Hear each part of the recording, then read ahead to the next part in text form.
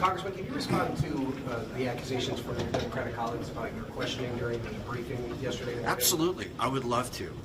I did not use any vulgarity or any profanity. However, I took the Biden administration to task.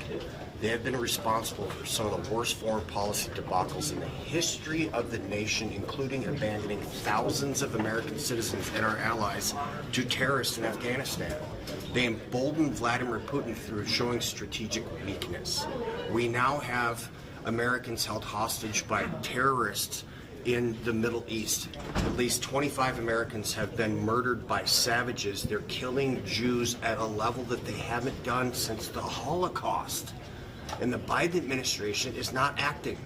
So was I frustrated? Absolutely. You know why? Because that could be you. It could be your sister. It could be your brother. And one of my campaign promises was this: I will never apologize for protecting American citizens.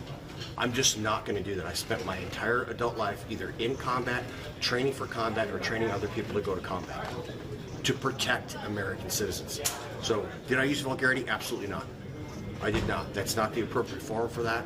It just isn't.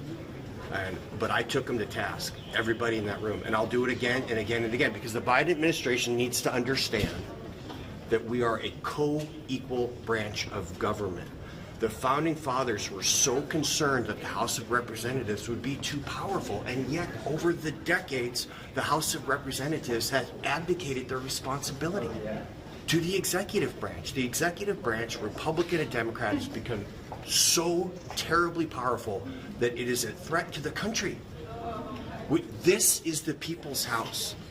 The way our government was designed is that we are the closest to the people possible. That's why we have to get elected every 2 years. But is a classified briefing the appropriate avenue to voice those concerns? Yeah, 100%. Absolutely. They said, listen, hey, let me finish. You want to ask me a question? I'll answer it.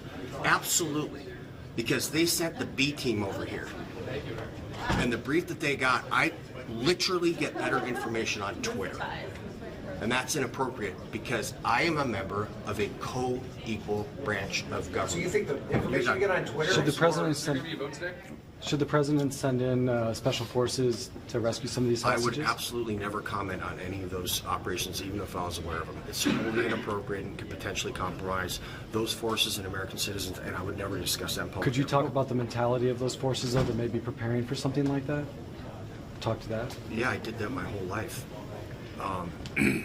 When you are in a special operations forces capacity, you should be constantly prepared to do very dangerous missions in the safest way possible. So Navy SEALs do not gamble. We don't. We take calculated risks. So I would hope that they're going through detailed mission planning processes right now so that they have the greatest probability of success of rescuing American citizens from savages. And they come home.